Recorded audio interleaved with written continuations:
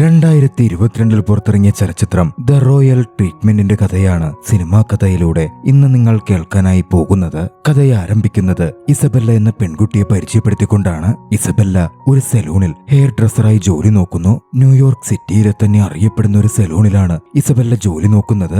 EC വളരെ നല്ലൊരു സ്ത്രീയായിരുന്നു. എപ്പോഴും ഡോണറ്റ്സ് ഒക്കെ വാങ്ങി കുട്ടികൾക്കും മറ്റും അവൾ ഡൊണേറ്റ് ചെയ്യും. എല്ലാവർക്കും ഇസിയെ അത്രമേൽ ഇഷ്ടവുമായിരുന്നു. അന്നൊരു ദിവസം പതിവ് പോലെ ഇസി ജോലിക്കായി പുറപ്പെട്ടു. പക്ഷേ അപ്പോഴാണ് അവളുടെ സെലൂണിൽ തീപിടുത്തമുണ്ടായ കാര്യം അവൾ അറിയുന്നത്. മൈക്രോവേവ് ഓവനിൽ നിന്നും തീ പടർന്നു പിടിക്കുകയായിരുന്നു.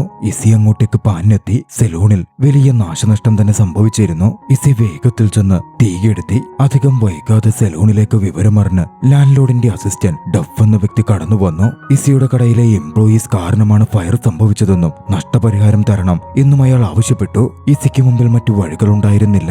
ലോകം മുഴുവൻ ട്രാവൽ ചെയ്യാൻ അവൾ കരുതി വെച്ചിരുന്ന പണമെടുത്ത് അയാൾ അവൾക്ക് കൊടുത്തു. ഇതേ സമയം ന്യൂയോർക്ക് സിറ്റിയിലെ ഒരു 5 സ്റ്റാർ ഹോട്ടലിൽ ഒരു രാജകുമാരൻ എത്തിയിരുന്നു. ലവൈനിയ രാജ്യത്തിന്റെ രാജകുമാരനായിരുന്നു അയാൾ. തോമസ് എന്നായിരുന്നു അദ്ദേഹത്തിന്റെ പേര്. തോമസ് ഒന്ന് ഡ്രസ്സപ്പ് ചെയ്യുമ്പോൾ തന്റെ സ്റ്റൈൽ എന്തോ അത്ര ശരിയല്ല എന്ന് തോമസിന് തോന്നി. കുറെ നാളുകളായി മുടിവെട്ടണം എന്ന് തോമസിന് തോന്നുന്നുണ്ട്. പക്ഷേ കൂടെയുള്ളവരൊക്കെയും എപ്പോഴും പുകഴ്ത്തുകയും തോമസിന്റെ ഹെയർ സ്റ്റൈലൊക്കെ നല്ലതാണ് എന്ന് പറയുകയും ചെയ്യുന്നതുകൊണ്ട് അവനൊരു ഡിസിഷൻ എടുക്കാൻ മടിക്കുകയായിരുന്നു. തന്റെ ഫിയാൻസിയുടെ ഫാമിലിയുമായി തോമസിനൊരു ഡിന്നർ മീറ്റിംഗ് ഉണ്ട്. അതിനുവേണ്ടിയായിരുന്നു അവൻ ന്യൂയോർക്കിലേക്ക് എത്തിയത്. തോമസ് പിന്നാലെ തന്റെ അസിസ്റ്റന്റ് വാൾട്ടറുടെ അടുക്കൽ തനിക്കൊരു ഹെയർ ഡ്രസ് ആവശ്യമാണ് എന്ന് പറഞ്ഞു. രാജകുമാരന്റെ പേഴ്സണൽ അസിസ്റ്റന്റായ വാൾട്ടർ ഉടനടി ന്യൂയോർക്കിലെ ഏറ്റവും മികച്ച സലൂണുകൾ തിരഞ്ഞു. പക്ഷേ അബദ്ധത്തിൽ വാൾട്ടർ കോൾ ചെയ്തത് ഇസിയുടെ സലൂണിലേക്കായിരുന്നു. ഒരു ഹെയർ ഡ്രസ്സിങ്ങിന് $500 പ്രതിഫലം പറഞ്ഞതോടെ ഇസി ഉടനടി മറ്റൊന്നും ചിന്തിക്കാതെ തന്നെ അത് സമ്മതിച്ചു. ശേഷം രാജകുമാരൻ താമസിക്കുന്ന ഹോട്ടലിലേക്കും എത്തി. ഹോട്ടലിലേക്കെത്തിയ ഇസിയെ വാൾട്ടർ തന്നെ രാജകുമാരന് പരിചയപ്പെടുത്തി. അത്രമേൽ ഭംഗിയുള്ള ഇസിയെ കണ്ട് തോമസിന് പോലും ആകർഷണീയത തോന്നിയിരുന്നു. ആദ്യമൊക്കെ എല്ലാം നല്ല രീതിയിലായിരുന്നു പോയത്. തോമസ് ഇസിയെ വെൽക്കം ചെയ്തു. ഇസിയാകട്ടെ തന്റെ ഡ്യൂട്ടി നിർവഹിക്കാൻ ആരംഭിച്ചു. പ്രിൻസ് തോമസ് ബഹുമാനിക്കപ്പെടേണ്ട ഒരു വ്യക്തിയാണ് എന്നറിയാവുന്നത് കൊണ്ട് തന്നെ ഇസി അത്തരത്തിലായിരുന്നു പെരുമാറിക്കൊണ്ടിരുന്നത്. അപ്പോഴായിരുന്നു ഒന്ന് സംഭവിച്ചത്. അങ്ങോട്ടേക്ക് ചായയുമായി ഒരു വെയിട്രസ് കടന്നു വന്നു. അബദ്ധത്തിൽ അവരുടെ പക്കൽ നിന്ന് ചായപാത്രം താഴെ വീണു. അവിടുള്ളവരൊക്കെ ആ സർവന്റിനെ ഒരുപാട് ചീത്ത വിളിക്കുകയും ഒക്കെ ചെയ്യുന്നുണ്ടായിരുന്നു. പ്രിൻസ് തോമസും അതിനെതിരെ ഒന്നും ചെയ്തില്ല. പ്രിൻസ് തോമസിന്റെ ആറ്റിറ്റ്യൂഡ് കണ്ടതും ഇസിക്ക് അതൊട്ടും രസിച്ചില്ല. ഒരാൾ അബ്യൂസ് ചെയ്യപ്പെടുമ്പോഴും അങ്ങനെ സൈലന്റ് ആയിരിക്കുന്നത് നല്ല സ്വഭാവമാണ്, അതും അധികാരമുള്ള വ്യക്തി എന്നത് ഇസിക്ക് ഉൾക്കൊള്ളാൻ സാധിക്കുമായിരുന്നില്ല. പ്രിൻസിനോട് ദേഷ്യപ്പെട്ട് പ്രിൻസിന്റെ മുടിവെട്ടൽ പാതി വഴിക്ക് നിർത്തി ഇസി അവിടെ നിന്ന് ഇറങ്ങിപ്പോന്നു. ശേഷം ഇസി സെലൂണിലേക്ക് മടങ്ങിയെത്തി. തന്റെ എംപ്ലോയീസിനടുത്ത് കാര്യങ്ങൾ വിശദമായി പറഞ്ഞു. കുറച്ചു കഴിഞ്ഞതും അങ്ങോട്ടേക്ക് പ്രിൻസ് തോമസ് തന്നെ കടന്നു വന്നു. താനപ്പോൾ പ്രതികരിക്കാതിരുന്നതിനും ചെയ്തുപോയ തെറ്റിനും ഇസിയോട് ക്ഷമ ചോദിച്ചു. ഇസി തന്നെ തന്റെ ഹെയർ സ്റ്റൈലിംഗ് പൂർണ്ണമാക്കി തരണം എന്നും ആവശ്യപ്പെട്ടു. പ്രിൻസ് തോമസ് ക്ഷമ ചോദിച്ചതുകൊണ്ട് ഇസിയും ക്ഷമിക്കാൻ തയ്യാറായിരുന്നു. ഇസി തോമസിന്റെ മുടി വെട്ടിക്കൊടുത്തു. ആ ഹെയർ കട്ടിംഗ് പ്രിൻസ് തോമസിനും ഏറെ ഇഷ്ടപ്പെട്ടു. അന്ന് തിരികെ പോകുന്നതിന് മുമ്പ് തന്റെ കൂടെ ന്യൂയോർക്ക് ഒന്ന് ചുറ്റിക്കാണുവാൻ ഇസിയും വരാമോ എന്ന് പ്രിൻസ് തോമസ് ചോദിച്ചു. ഇസിയും സമ്മതിച്ചു. വെറുതെ ചുറ്റുപാടുകൾ നടക്കുവാൻ മാത്രമായിരുന്നു അവർ ഉദ്ദേശിച്ചിരുന്നത്.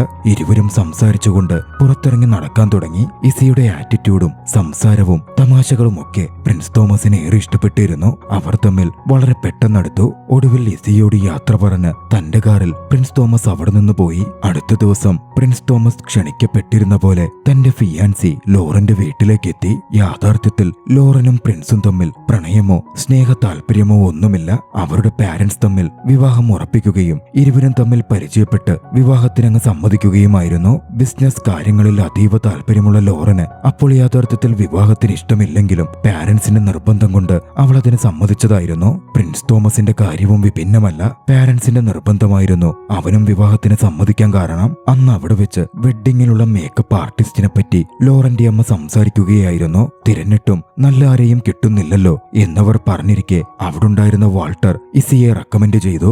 വാൾട്ടറിന്റെയും മറ്റും റെക്കമെൻഡേഷൻ ആയതുകൊണ്ട് തന്നെ ലോറന്റെ അമ്മയും അതിന് സമ്മതിച്ചു. പിന്നാലെ വാൾട്ടർ തന്നെ നേരിട്ട് ഇസി സെലൂണിലേക്ക് ചെന്നു. ഇസിയുടെ അടുക്കൽ റോയൽ വെഡ്ഡിങ്ങിനു വേണ്ട മേക്കപ്പ് ആർട്ടിസ്റ്റുകളാവാൻ ക്ഷണിച്ചു. $50,000 പ്രതിഫലമായി നൽകപ്പെടുമെന്നും പറഞ്ഞു. തുക കേട്ടതും ഇസിയുടെ കണ്ണു തന്നെ തള്ളിപ്പോയിരുന്നു. ഏറെ സന്തോഷത്തോടെ ഇസിയും കൂട്ടാളികളും ആ ഓഫർ സ്വീകരിച്ചു. അധികം വൈകാതെ വിവാഹ ചടങ്ങുകൾക്ക് മുമ്പ് ഇസിയും തന്റെ ബ്യൂട്ടി സലൂണിലെ മികച്ച 2 എംപ്ലോയീസും ചേർന്ന് ലാവേനിയയിലേക്ക് യാത്ര തിരിച്ചു.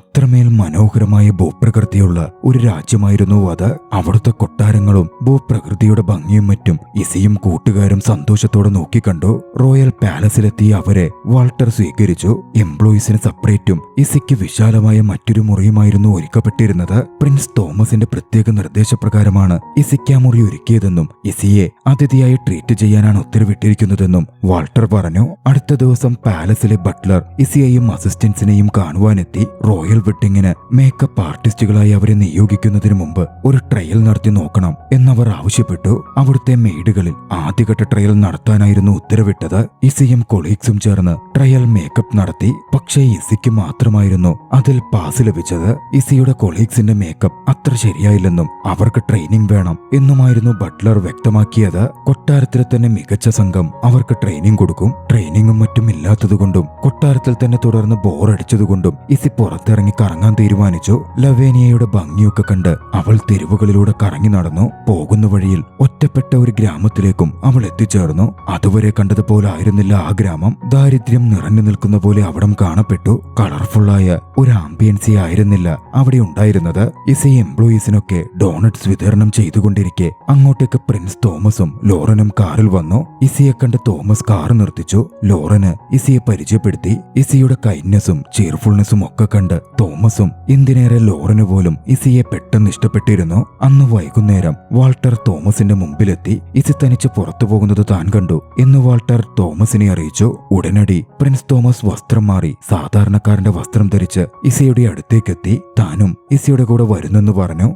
രാജകുമാരൻ തന്റെ ഒപ്പം നടക്കാൻ വരുന്നു എന്നതിലുപരി എന്ത് സന്തോഷമാണ് ഇസിക്ക് വേണ്ടത്. ഇസിയും ഹാപ്പിയായി. അവരൊന്നിച്ച് രാജ്യത്തിന്റെ തെരുവുകൾ ചുറ്റിക്കണ്ട് നടന്നുകൊണ്ടിരുന്നു. ഒടുവിൽ അവർ സഞ്ചരിച്ച് ആ ഒറ്റപ്പെട്ട ഗ്രാമത്തിലേക്കും വന്നെത്തി. അവിടെ എത്തിയ പ്രിൻസ് തോമസ് അല്പം ഭയപ്പെട്ട പോലെ കാണപ്പെട്ടിരുന്നു. ഇസി കാര്യം ചോദിച്ചു. കുട്ടിക്കാലം തൊട്ടേ അങ്ങോട്ട് പോവരുതെന്ന് താൻ വിലക്കപ്പെട്ടിട്ടുള്ളതാണെന്നും ആ ഏരിയ വല്ലാതെ ഡേഞ്ചറസ് ആണെന്നാ പറയപ്പെടുന്നത് എന്നും അവൻ ഇസിയോട് പറഞ്ഞു. പക്ഷേ ഇസിക്ക് അത് വിഷയമായിരുന്നില്ല. ട്രാക്ക് മറികടന്ന് ഇസി വില്ലേജിനകത്തേക്ക് നടന്നു. തോമസും അവളുടെ കൂടെ ചെന്നു. സമയം രാത്രിയായിരുന്നു. പക്ഷേ അങ്ങോട്ടേക്ക് ചെന്ന് തോമസ് കണ്ടത് അത്രനാളും താൻ അറിഞ്ഞിരുന്ന പോലെ പറയപ്പെട്ടിരുന്ന പോലുള്ള കാഴ്ചകളായിരുന്നില്ല. വില്ലേജിലുള്ള ആളുകൾ ഭക്ഷണമൊക്കെ കഴിച്ച് പാർട്ടി ചെയ്ത് ഡാൻസ് കളിക്കുകയൊക്കെയായിരുന്നു. അവർ സന്തോഷത്തിലാണ്. പക്ഷേ എങ്ങും ദാരിദ്ര്യം തിങ്ങി നിൽക്കുന്നുമുണ്ട്. പ്രിൻസ് തോമസിനും ആ കാഴ്ചകളിൽ സന്തോഷം തോന്നി. ജനങ്ങളുടെ സന്തോഷത്തിൽ അവനും കൂട്ടത്തിൽ സാധാരണക്കാരനെ പോലെ പങ്കുചേർന്നു. ഇസി അവരുടെ കൂട്ടത്തിൽ ഡാൻസ് കളിച്ചു. ആ സമയം ഒരു കുട്ടിയുമായി ഇസി പരിചയപ്പെട്ടിരുന്നു. ആ കുട്ടി ഇസി അവരെ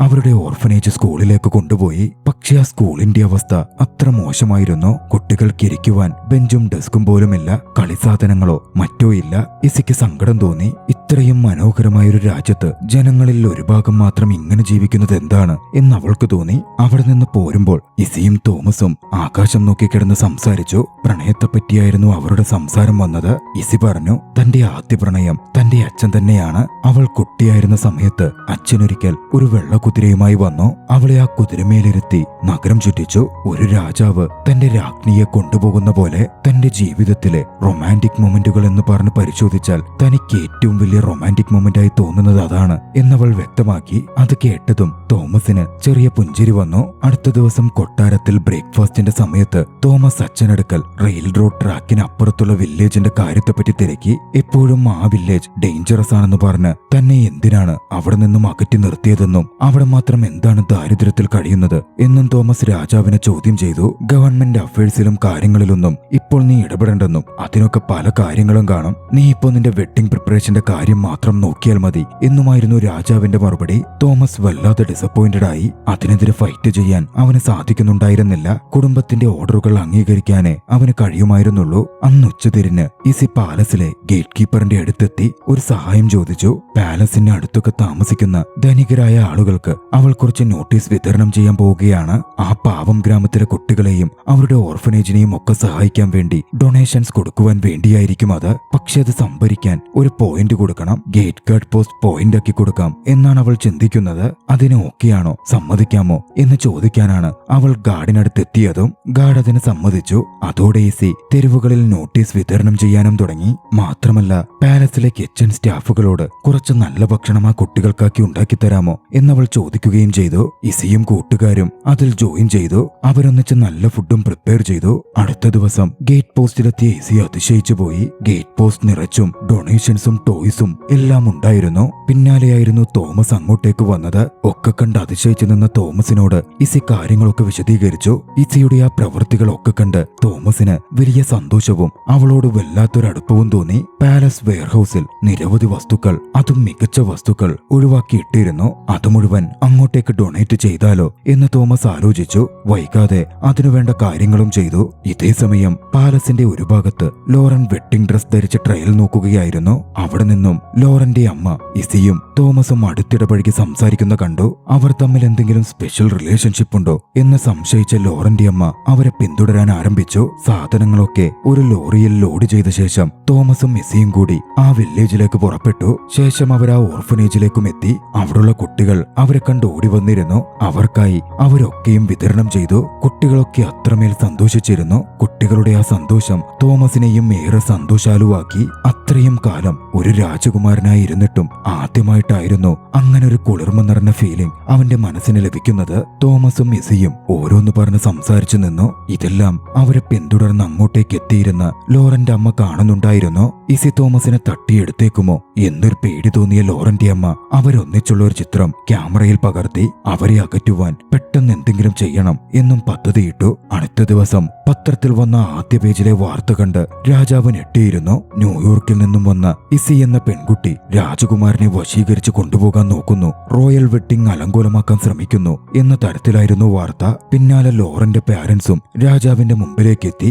ദേഷ്യം പ്രകടിപ്പിച്ചുകൊണ്ടായിരുന്നു അവരുടെ വരവ്. എത്രയും വേഗം ഇസിയെ ഇവിടെ നിന്ന് പുറത്താക്കണം എന്നവർ രാജാവിനോട് ആവശ്യപ്പെട്ടു. ഉച്ചതിരിഞ്ഞായിരുന്നു തോമസ് വിവരമറിഞ്ഞത്. ന്യൂസ് പേപ്പർ കണ്ട് തോമസ് ഓടി അങ്ങോട്ടേക്ക് എത്തുമ്പോൾ ഇസി അവിടെ ഉണ്ടായിരുന്നില്ല. ഇസി പുറപ്പെടാൻ ഇറങ്ങുകയാണ് എന്നറിഞ്ഞ തോമസ് പുറത്തേക്ക് ഓടിയെത്തി. കാറിലേക്ക് ഇസി തന്റെ ബാഗുകളൊക്കെ എടുത്തു വെക്കുകയായിരുന്നു. തോമസ് ഇസിയോട് പോവരുതെന്ന് അപേക്ഷിച്ചു. പക്ഷേ തോമസിന്റെ മാരേജ് തടസ്സപ്പെടുത്താൻ വന്ന ഒരു പൈശാചിക സ്ത്രീയൊന്നുമല്ല താൻ, തനിക്ക് ഈ അപകീർത്തിയുടെയൊന്നും ആവശ്യമില്ല എന്ന് പറഞ്ഞ് സങ്കടത്തോടെ ഇസി അവിടെ നിന്ന് പോവാൻ തന്നെ തീരുമാനിച്ചു. ഭാരമേറിയ മനസ്സോടെ തോമസിന്റെ കൈവിട്ട് ഇസി കാറിൽ അവിടെ നിന്ന് യാത്രയായി. ഇസി പോയ ശേഷമായിരുന്നു ഇസിയോട് തനിക്ക് പ്രണയമായിരുന്നു എന്ന് തോമസ് റിയലൈസ് ചെയ്യുന്നത്. അവന് വല്ലാത്ത ദുഃഖം തോന്നി. തന്റെ പാരന്റ്സിന്റെ അടുത്തേക്ക് ചെന്ന തോമസ് തന്റെ വിവാഹം ക്യാൻസൽ ചെയ്യുവാൻ ആവശ്യപ്പെട്ടു. പക്ഷേ വിവാഹം ഒഴിവാക്കാൻ സാധിക്കില്ല എന്നായിരുന്നു രാജാവിന്റെ മറുപടി. ലവേനിയ രാജ്യം വലിയ കടക്കിണിയിലാണെന്നും രാജകുമാരനും ലോറനുമായിട്ടുള്ള വിവാഹം നടന്നാൽ സമ്പന്നരായ ലോറന്റെ മാതാപിതാക്കളിൽ നിന്ന് കിട്ടുന്ന പണം തന്നെ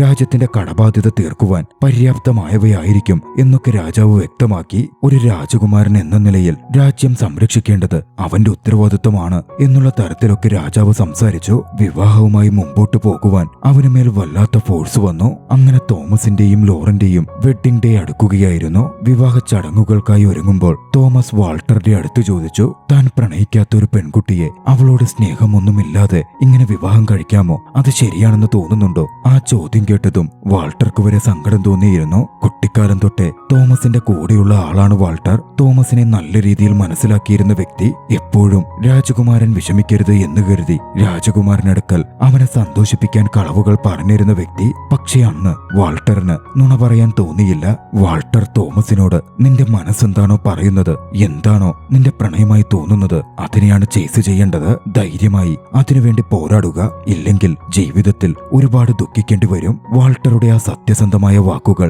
തോമസിനെ ഏറെ സന്തോഷിപ്പിച്ചിരുന്നു. വാൾട്ടറെ കെട്ടിപ്പിടിച്ച തോമസ് ഉടനടി അവിടെ നിന്നിറങ്ങി. ആദ്യം ലോറനെ കണ്ട് കാര്യങ്ങൾ പറയണം എന്നായിരുന്നു തോമസ് തീരുമാനിച്ചത്. തോമസ് ലോറൻ അടുത്തെത്തി മടിയോടെയെങ്കിലും വിവാഹം ക്യാൻസൽ ചെയ്യുന്ന കാര്യത്തെപ്പറ്റി പറഞ്ഞു. ലോറൻ അസ്വസ്ഥയാവും എന്നാണ് അവൻ കരുതിയതെങ്കിലും ലോറൻ സന്തോഷിക്കുകയായിരുന്നു ചെയ്തത്. ബിസിനസ് ഐഡിയാസുമായി മുമ്പോട്ട് ജീവിക്കുവാനും ബിസിനസ് വളർത്തുവാനും ആഗ്രഹിച്ച ലോറന് വിവാഹം തടസ്സമായി പണ്ടേ തോന്നിയിരുന്നു. എങ്ങനെ അതിൽ നിന്നൊഴിയും എന്നായിരുന്നു അവൾ ചിന്തിച്ചുകൊണ്ടിരുന്നതും. അവളും സന്തോഷത്തോടെ വിവാഹം നിർത്തുവാൻ സമ്മതിച്ചു. ഇതേ സമയം നീണ്ട യാത്രയ്ക്ക് ശേഷം ഇസി സലൂണിലേക്ക് മടങ്ങിയെത്തുകയായിരുന്നു. അവൾ എത്തുമ്പോൾ സലൂണിൽ വീണ്ടും ഒരു ഫയർ ആക്സിഡന്റ് സംഭവിച്ചു കഴിഞ്ഞിരുന്നു. വിവരമറിഞ്ഞ അങ്ങോട്ടേക്ക് ലാൻഡ് ലോർഡിന്റെ അസിസ്റ്റന്റും കടന്നു വന്നു. വലിയ നഷ്ടമാണ് ഇസിയും കൂട്ടരും ഉണ്ടാക്കിയതെന്നും നഷ്ടപരിഹാരം തരണമെന്നും അയാൾ ആവശ്യപ്പെട്ടു. ഇസിയെ ബ്ലാക്ക്മെയിൽ ചെയ്യാനും ശ്രമിച്ചു. പക്ഷേ ഇത്തവണ ഇസി പതറിയില്ല. ധൈര്യത്തോടെ പറഞ്ഞു താൻ ലാൻഡ് ലോഡിനെ തന്നെ വിളിച്ച് സംസാരിച്ചിരുന്നു. ലാൻഡ് ലോഡ് ദേഷ്യപ്പെടുകയോ ഒന്നും ചെയ്തിട്ടില്ല.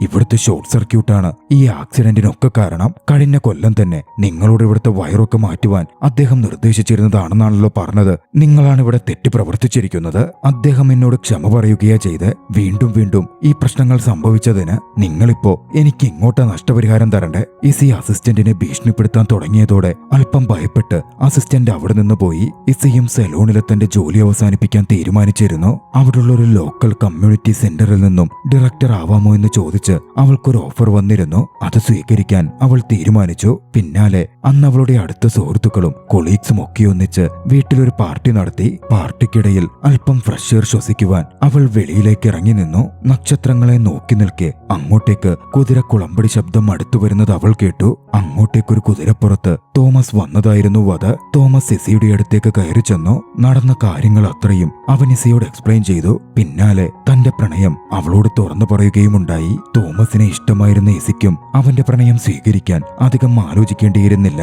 അവരിരുവരും കെട്ടിപ്പിടിക്കുകയും ചുംബിക്കുകയും ചെയ്തു. പിന്നാലെ വാൾട്ടറും ഇസിയുടെ സുഹൃത്തുക്കളും അങ്ങോട്ടേക്ക് എത്തിച്ചേർന്നിരുന്നു. അവർ പ്രിൻസ് തോമസിനായി cheer ചെയ്തു. ശേഷം ഇസിയുടെ ആഗ്രഹപ്രകാരം കുതിരപ്പുറത്ത് ഇസിയെയും കയറ്റി തോമസ് അവളെ നഗരം ചുറ്റിക്കാണിക്കാനായി പുറപ്പെട്ടു. പണ്ടവളുടെ അച്ഛൻ അവളെ കുതിരപ്പുറത്തിരുത്തി കൊണ്ടുപോയ പോലെ ഏവരും സന്തോഷത്തോടെ അവരെ നോക്കി കൈവീശി. ആ ദൃശ്യത്തോടെ ചലച്ചിത്രം അവസാനിക്കുകയാണ്. നിങ്ങൾക്ക് ഈ കഥ ഇഷ്ടമായെങ്കിൽ വീഡിയോ ലൈക്ക് ചെയ്യുക. അഭിപ്രായങ്ങളും നിർദ്ദേശങ്ങളും കമന്റുകളിൽ രേഖപ്പെടുത്തുക. കഴിയുമെങ്കിൽ ചാനൽ സബ്സ്ക്രൈബ് ചെയ്തും കൂട്ടുകാർക്ക് ഷെയർ ചെയ്തു കൊടുത്തും ഞങ്ങളെ സപ്പോർട്ട് ചെയ്യുക. അടുത്ത എപ്പിസോഡിൽ മറ്റൊരു മികച്ച ചലച്ചിത്രവുമായി നമുക്ക് കണ്ടുമുട്ടാം. അതുവരെ ബൈ.